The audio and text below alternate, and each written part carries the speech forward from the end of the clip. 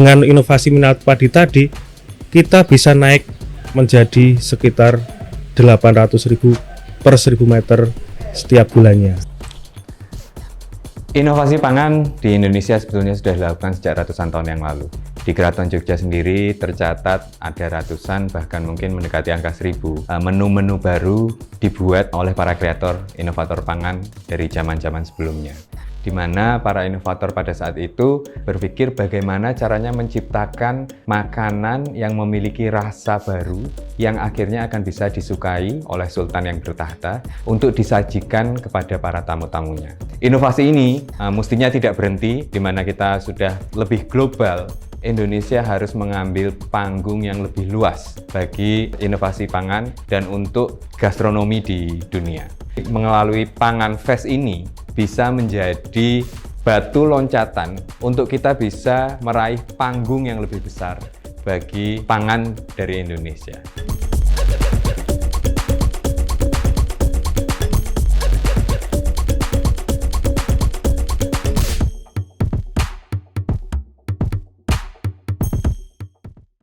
Halo, bersama saya Nesya Barza Puspa di acara Foodcast, For Bill Food Podcast, Billing for the Future Now.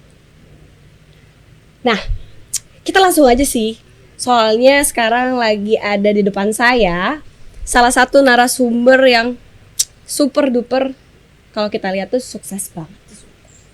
Tapi kita perkenalkan terlebih dahulu. Ini ada Pak Timbul selaku pengusaha di bidang sektor pertanian, yaitu Minapadi ya Pak ya? Iya. Nah, gimana nih Pak?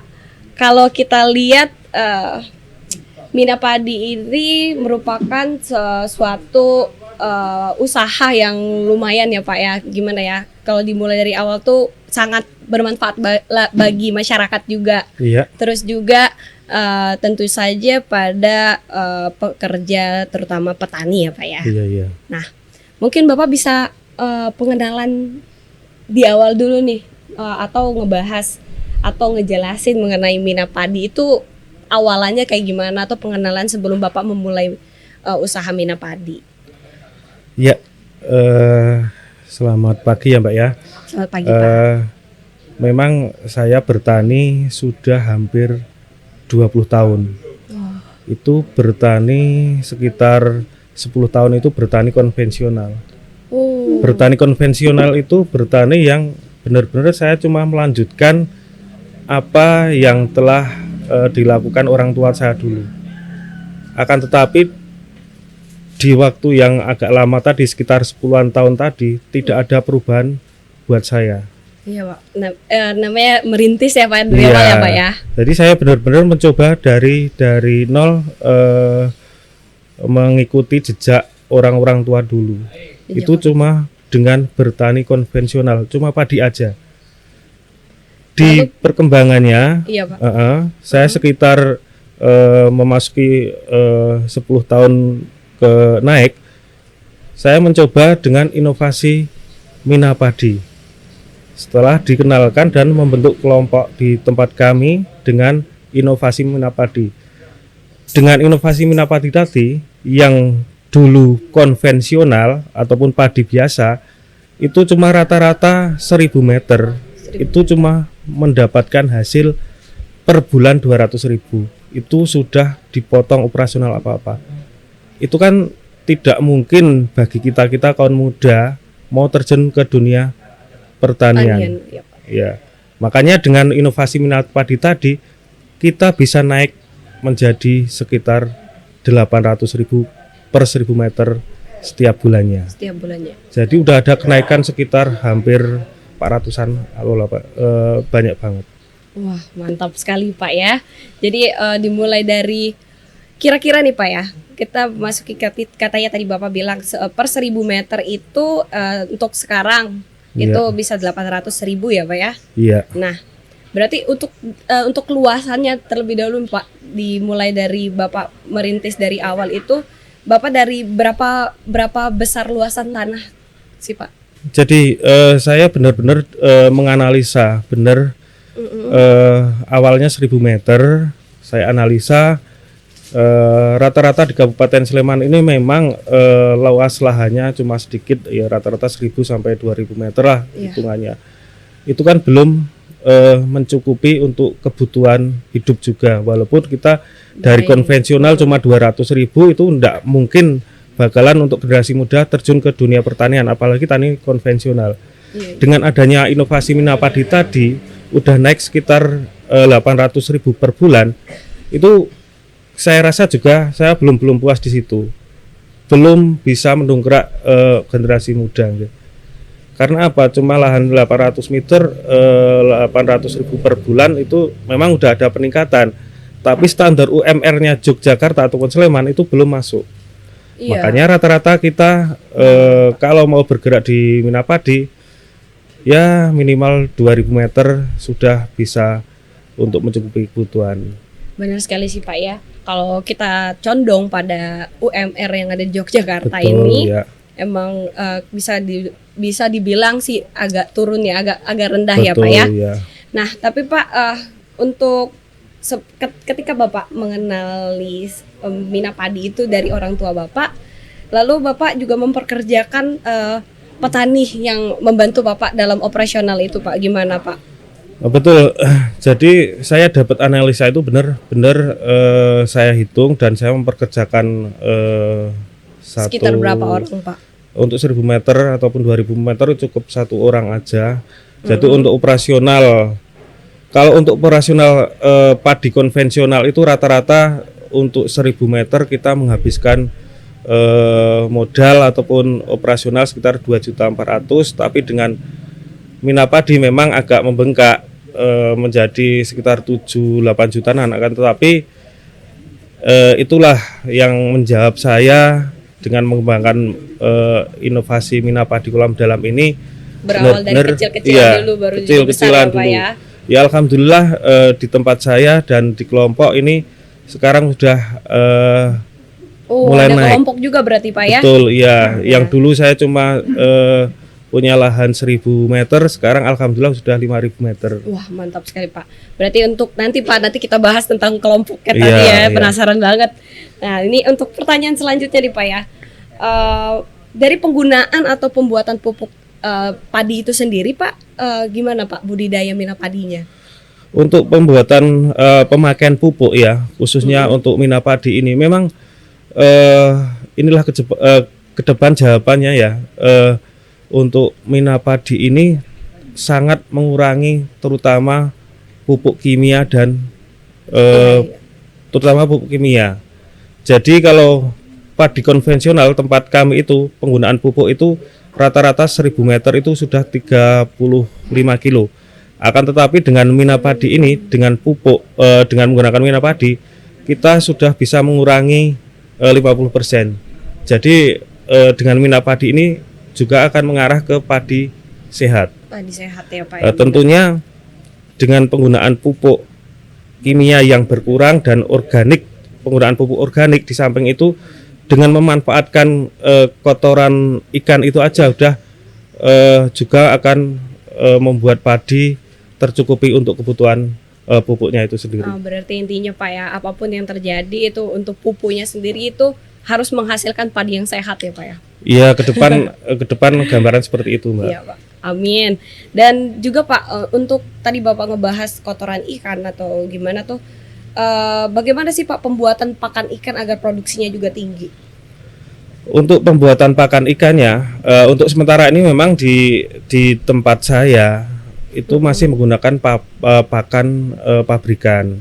Akan tetapi ini alhamdulillah kita untuk akhir-akhir ini udah belajar tentang pakan mandiri dan mendapatkan bimbingan dari dinas, juga akan disupport alatnya. Jadi ke depan memang kita akan memanfaatkan bahan-bahan yang ada di lingkungan ataupun bahan-bahan yang bisa kita olah untuk meningkatkan hasil dan mengurangi biaya. Tentunya akan meningkatkan hasil untuk dunia perikanan tadi. Pak, Bapak ngebahas dinas. Kira-kira dinas yang membantu Pak, itu kira-kira dinas mana aja Pak? Di tempat saya kebetulan setelah terbentuk kelompok itu kita tergabung dalam dinas ataupun Dinas Kabupaten Sleman yang selalu all out mendukung kami, membina kami khususnya tentang dunia perikanan dan pertanian. Baik Pak, berarti ada dukungan juga ya Pak ya, dari pihak luar ya Pak? Alhamdulillah ya, Pak? dukungan pemerintah juga sangat bagus. Berarti untuk inovasi budidaya terus juga dari teknologinya yang digunakan untuk menanam padi itu bersamaan dengan ikan juga Pak? Iya, memang inovasi minapadi kolam dalam ini kita tentunya menggabungkan dua jenis tadi, padi sama ikan. Padi sama ikan. Cuman bedanya kalau ikannya itu harus menyesuaikan padinya. Padinya kita budidaya padi dulu, setelah umur sekitar 10 sampai 15 hari baru kita masukkan ikan. Selama kurang lebih lama budidaya sekitar 3 bulanan. Baik Pak. Tapi saya tuh sebenarnya Pak ya kurang kayak jelas gitu di mana sih letak padi dan ikan itu ketika bersamaan gitu Pak. Penasaran nih Pak. Tentunya padi sama ikan tadi kalau memang belum lihat langsung memang penasaran. Tapi kalau tentunya kan dalam lahan 1000 meter ini kita cuma butuh lahan budidaya ikan. Iya. Itu yang kita manfaatkan untuk ikan itu sekitar 20% dari luasan lahan itu tadi. 20% ya Pak. Iya. Jadi berdekatan lah ya Pak ya. Memang jadi satu. Menjadi satu. Jadi ada lahan budidaya sekitar 80% dan lahan budidaya padi ya itu 80%. Untuk lahan budidaya ikan itu kita manfaatkan pengurangan sekitar 20%. Oke, baik, Walaupun ada pengurangan untuk lahan budidaya padi sekitar 20%, tapi dengan hasil tambahan ikan tadi sudah menutup, ya, Pak, ya? menutup walaupun Menutup, ya. berkurang 20%, tapi dengan tambahan ikan produksi ikan tadi tetap tidak mengurangi hasil dalam luasan 1000 meter tadi. Makin lebih bagus juga Malah ya lebih Pak. bagus. Ya. Berarti Pak hilang nih penasaranku tadi mengenai letak padi dan ikan. Jadi Pak untuk menggerakkan petani nih Pak, penasaran juga nih menggerakkan petani lain untuk budidaya minat padi yang seperti Bapak bilang tadi kelompok. Nah kelompok itu kayak gimana Pak? Coba dijelasin Pak. Ya memang awalnya sulit, terutama saya pribadi dulu memulai hampir sekitar 3-4 tahun untuk memulai budidaya minat padi ini. Walaupun ya pernah 1 kali 2 kali itu gagal, tapi saya tidak patah semangat untuk gagal, kita coba lagi. Ternyata alhamdulillah yang dulu itu cuma di tempat saya itu saya pribadi sendiri. Alhamdulillah sekarang sudah di tempat kami itu sekitar sudah hampir 2-3 hektaran. Ada perkembangan dan teman-teman terutama yang generasi muda mau terjun ke dunia pertanian ini dan perikanan. Jadi banyak ya Pak yang mau ikut dan alhamdulillah ya, Pak, dengan ya? sentuhan inovasi tadi bisa merangsang generasi muda untuk terjun di dunia. Iya Pak, apalagi sekarang banyak banget kaum milenial nih Pak mau usaha-usaha banyak nih Pak ya. Kalau misalnya kita saling merangkul gitu kan enak ya Pak ya. Nah dari hal-hal yang terjadi dan juga ada kemajuan ya Pak, bisa jadi dengar-dengar nih Pak ya, bisa jadi kampung wisata itu kayak gimana Pak? Ya, alhamdulillah dengan kami bersatu ya itu tempat itu yang berawal cuma minapadi biasa, tempat kami sering untuk dipakai untuk kunjungan-kunjungan studi dari luar daerah, kelompok bahkan kampus bahkan sekolah-sekolah, dan kemarin terakhir juga ada tamu 20 sekitar 15 negara hadir tempat kami untuk belajar tentang budidaya ini. Maka kesepakatan di tempat kami ataupun di kelompok kami, kita membuat ataupun menggabungkan beberapa kelompok menjadi dinaungi satu kelompok penggiat wisata itu Podarwes ya, tempat kami. Dan kami jadikan tempat kami itu sebagai teknoparknya, teknopark ya, pertanian dan perikanan untuk menunjang tentunya digabung sama para wisata. pendatang, Iya. para pengunjung ya Pak ya. Karena saking banyaknya dan seringnya yang datang tempat kami, maka kita Maka terus akhirnya gabung. jadilah dikenal orang tuh sebagai kampung wisata. Betul. Yang dulunya itu cuma untuk pelatihan, sekarang kita gabung sama wisata. Dari setiap pendatang yang datang tempat kami itu bisa melihat budidaya, bisa menganalisa, bisa juga dapat senang juga. Bisa melihat keindahan juga Pak ya. Betul, Walaupun lihat iya. padi-padi atau yang bertanaman di mana-mana itu Iya. cantik sekali kan Pak ya jadinya Pak. Nah, ini untuk strategi pemasaran kan, kalau misalnya kita jadi kampung wisata seperti itu berarti ada pemasaran, atau mungkin dari orang ke orang, atau juga mungkin ada teman yang memberitahukan ke temannya ini bagus banget tempatnya gini-gini gitu. Nah tapi mungkin dari strategi pemasarannya maupun digital ataupun non digital yang diterapkan, atau memang ada marketingnya sendiri yang sudah berjalan di kampung wisata Minapadi ini Pak? Ya, di tempat kami memang awalnya memang kita tidak punya ibaratnya sistem online maupun digital tadi ya. Iya. Tapi melihat perkembangan dan tuntutan karena sistem online dan digital tadi memang diperlukan, kita juga punya, di tempat kami juga punya. Terus untuk pemasaran khususnya untuk budidaya ikannya kita juga alhamdulillah kurang-kurang, bahkan Sudah berjalan berarti Pak sudah ya, berjalan, alhamdulillah sudah berjalan, untuk pemasaran. baik pasaran lokal ataupun luar daerah, alhamdulillah lancar, Alhamdulillah, bahkan sampai kurang-kurang. Berarti kalau misalnya dilihat nih Pak, berarti mengalir aja ya Pak ya, seperti air mengalir. Betul ya. Ketika itu dikenal sama orang, berarti alhamdulillahnya ada orang yang memperkenalkan kampung Minapadi itu sebagai Betul, kampung iya. wisata. Iya. Baik Pak. Nih tadi Bapak bilang kan ada yang membantu secara all out dari dinas-dinas Kabupaten Sleman juga dan Iya. sebagainya. Nah Pak, untuk proses pendanaan dari usaha ini ya Pak, dari awal memang mungkin pakai modal sendiri, tapi kan lama-kelamaan untuk menjadi besar dan juga terbentuknya kelompok, itu kan harus ada suntikan nih bagi mungkin pengusaha lain yang mau ikut membantu, ataupun dana dari bank, ataupun juga ada bantuan dari dinas yang kata Bapak tadi secara all out. Gimana nih Pak? Ya, memang awal-awal dulu sebelum terbentuk kelompok itu memang saya berinovasi ini dengan modal sendiri ya.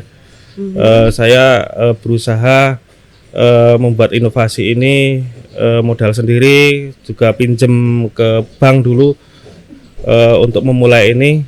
Alhamdulillah respon Dari mereka teman-teman juga positif ya Pak ya? Respon positif dan hasilnya juga alhamdulillah bagus.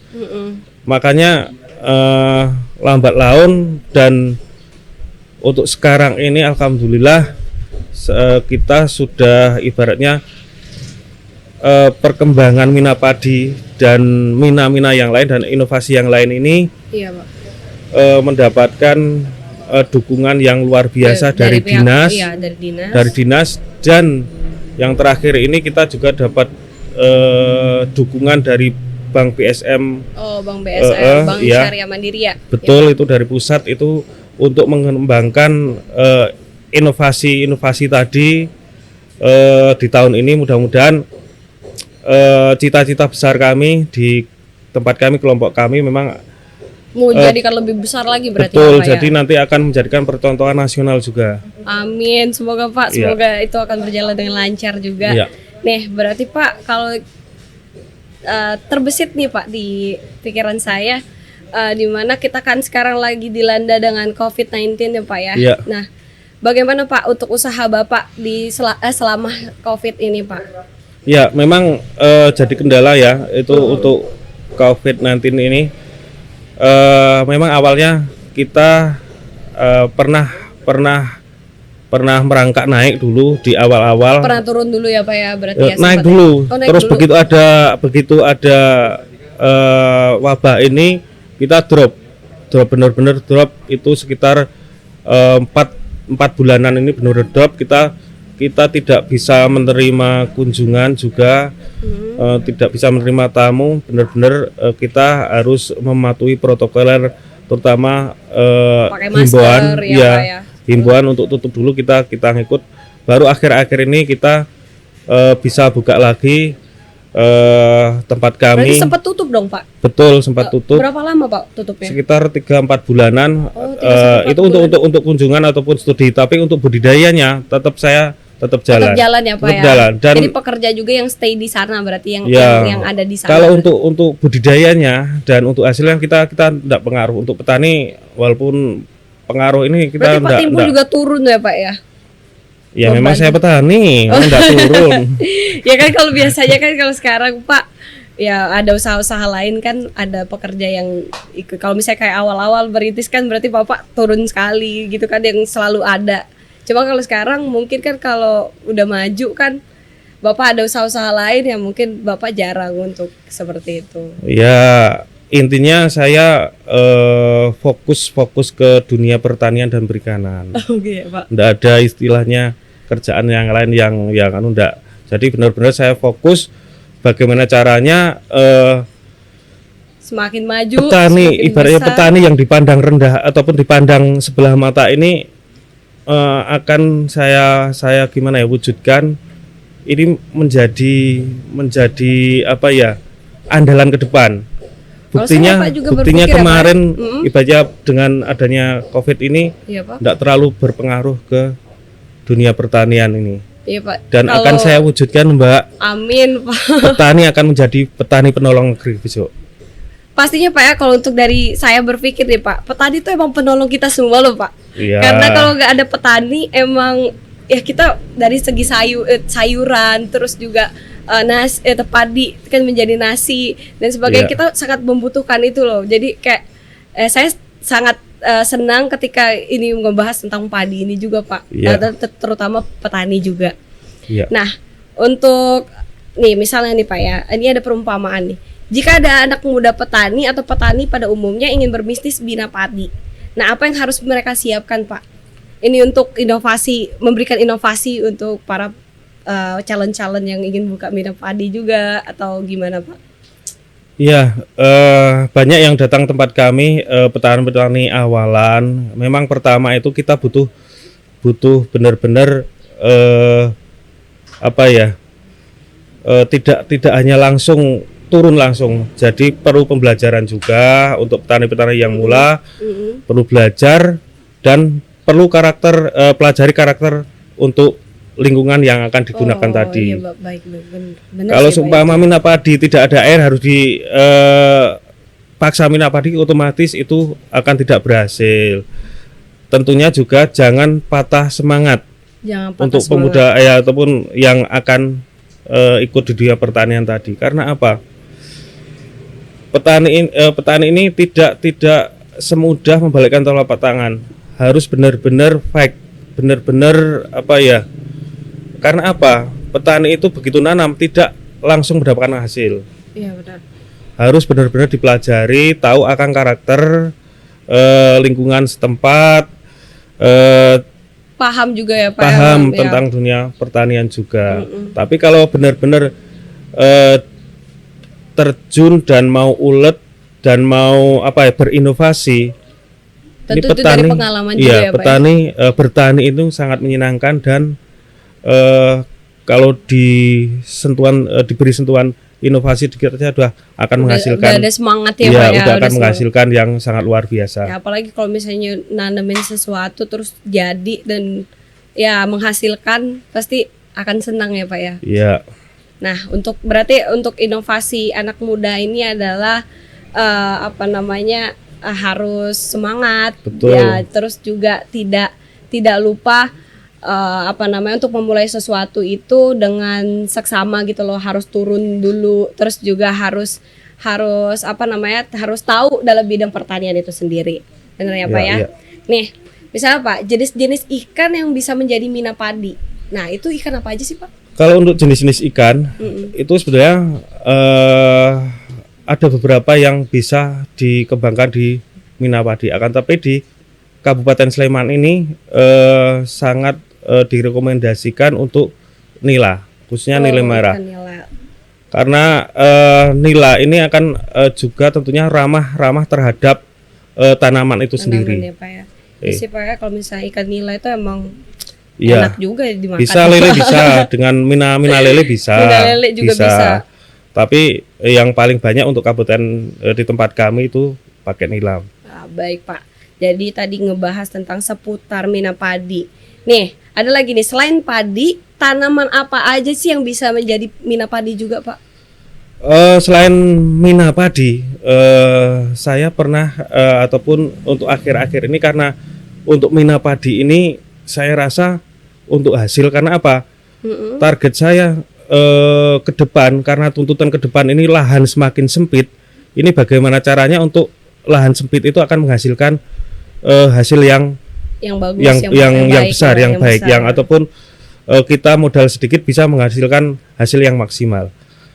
Jadi saya udah analisa untuk padi konvensional itu berapa, mina padi itu berapa, dan saya akhir-akhir ini mengembangkan invasi mina timun.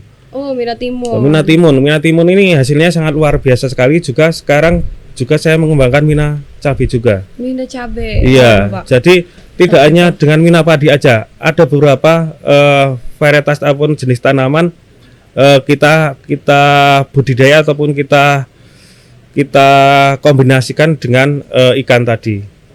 Luar biasa Pak, berarti Pak sesuatu yang dimulai dari awal dan selama 20 tahun merintis dan akhirnya bisa jadi seperti sekarang, dan akhirnya Bapak juga mau memajukan dari mina padi bisa jadi mina timun dan mina cabai. Wah, hebat sih Pak.